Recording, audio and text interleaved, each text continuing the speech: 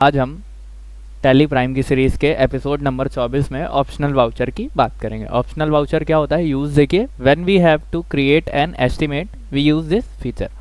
जब कभी भी हमें कोई एस्टिमेटेड बिल बनाना हो तो हम इस फीचर का यूज़ करते हैं, क्योंकि अगर हम ओरिजिनल बिल बनाते हैं तो उसका ट्रांजैक्शन रिपोर्ट हमारे डे बुक में चढ़ जाएगा और फिर हमें उससे रिलेटेड ट्रांजैक्शन दिखाना पड़ेगा। सपोज दैट कोई एम्प्लॉय किसी कंपनी का अगर आता है, वो आपसे कहता है कि सर एक एस्टिमेट बना दीजिए, कि सपोज दैट कंप्यूटर का या फिर किसी भी प्रोडक्ट का एक एस्टिमेटेड बिल आपको बना करके देना हो, तो हम एस्टिमेट बिल बनाने के लिए इस फीचर का यूज़ कर सकते हैं। इसमें एक बेनिफिट मिलता है कि आप जिस शॉर्टकट की से एस्टिमेटेड बिल वाउचर ओपन करते हैं, उसी शॉर्टकट की को रिमूव करने के बाद अगर आप ट्रांजैक्शन को एक्सेप्ट कराएंगे तो फिर वो एस्टिमेटेड बिल ओरिजिनल बिल में कन्वर्ट हो जाता है। एक तरीके से फेक बिल या एस्टिमेट बिल बनाने के लिए हम इसका यूज़ करते हैं, जिससे हमारे बिल पर किसी भी तरीके का कोई नोटिफिकेशन ऐसा नहीं शो होता है कि ये फेक या एस्टिमेटेड बिल है। ठीक है, आइए देखते हैं किस तरीके से इस वाउचर को यूज़ करते हैं। सबसे पहले हम गेटवे ऑफ टैली पर आएंगे। ठीक है, गेटवे ऑफ टैली पर आने के बाद आपने वाउचर पर जाना है। वाउचर पे जाने के बाद वही F10 से हम मोर वाउचर शो इनएक्टिव पर जाएंगे। ठीक है, शो इनएक्टिव पर जाने के बाद हमें यहाँ पर रिवर्सिंग जर्नल ऑप्शन शो होता है।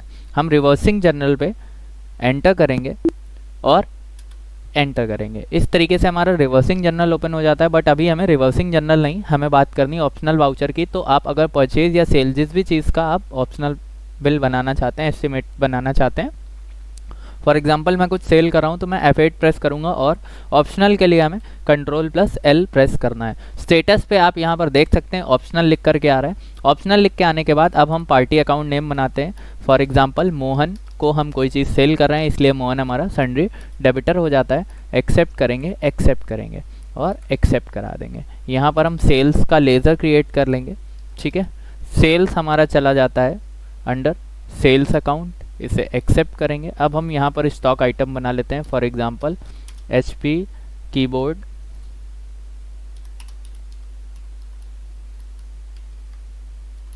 ठीक है, under electronic unit pieces, then accept.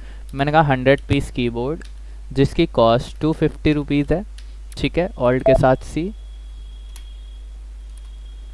LG monitor. ठीक है, under electronic unit pieces, accept 100 piece जिसकी कॉस्ट 3500 है। माउस,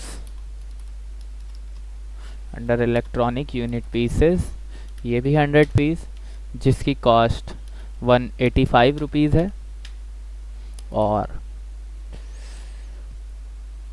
और जो भी चीज़ें हैं, cabinet, under electronic unit pieces, ठीक है, मैंने कहा 100 जिसकी कॉस्ट 6000 रुपीज़ है। इस तरह से हमने पूरा ये वाउचर न्यू रेफरेंस में हम एक बिल बना करके दे देते हैं। ये पूरा इंटरफेस आपको एज ओरिजिनल बिल ही शो होता है। ये एस्टिमेट हमने किसी पर्टिकुलर पर्सन को बना करके दे दिया। ये आपका डे बुक में शो होगा। देखिए यहाँ पर डे बुक में इस तरीके से शो हो रहा है। जब आप इसे प्रिंट करोगे तो Ctrl+P करने, I for preview and Alt Z for zoom. अब आप देख सकते हैं आपके वाउचर के ऊपर लिख कर के आ रहा है प्रोफॉर्मा इनवॉइस, यानी कि एस्टिमेटेड बिल। बाकी कहीं पर भी आपको बिल में ऐसा इंडिकेशन नहीं मिलेगा कि ये प्रोफॉर्मा इनवॉइस है। ठीक है, आप चाहें तो प्रोफॉर्मा इनवॉइस को रिनेम भी कर सकते हैं, उसके बारे में हम आगे डिस्कस करेंगे। अभी फ़िलहाल हम समझते हैं ऑप्शनल वाउचर हमने ट्रांजैक्शन पास कर दिया है, और ट्रांजैक्शन पास करने के साथ साथ हमारे पास अमाउंट आना चाहिए 9,93,500। ठीक है, 9,93,500 हमारे डे बुक में एंट्री होनी चाहिए।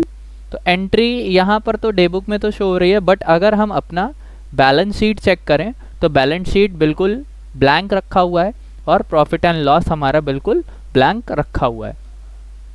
ठीक है, तो इस तरीके से हमें पता चल जाता है कि ये जो वाउचर है एक एस्टिमेटेड बिल है। अगर इसे आपको ओरिजिनल बिल में कन्वर्ट करना है तो जिस Ctrl+L से आपने इसे ऑप्शनल वाउचर बनाया था, उसी Ctrl+L को करने के बाद ऑटो एक्सेप्ट कराएंगे तो यहाँ पर देखिए आपकी एंट्री प्रोफॉर्मा इनवॉइस से चेंज होकर के सेल इनवॉइस में कन्वर्ट हो जाएगी।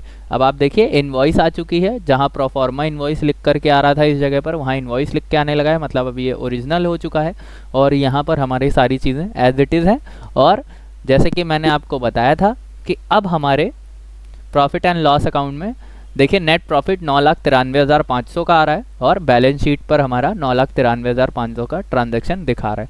अगर इसे वापस से चेंज करना है तो आप सेल्स का वाउचर ओपन कीजिए और फिर से Ctrl+L पास करिए और एक्सेप्ट करा दीजिए।